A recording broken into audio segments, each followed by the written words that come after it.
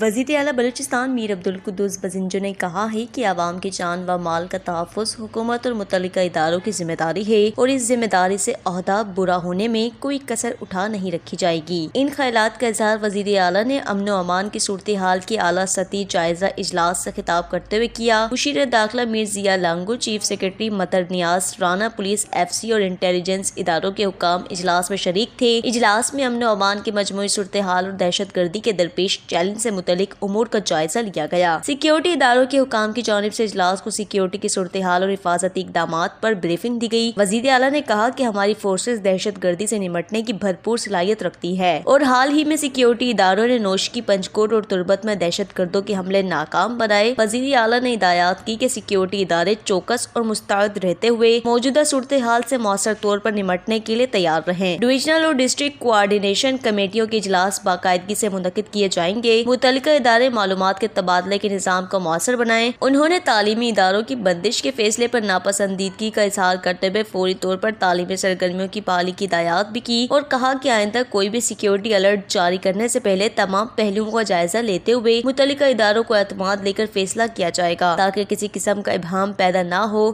جس سے عوام احساس عدم تحفظ کا شکار ہو جائے۔ وش نیوز، کوئٹہ۔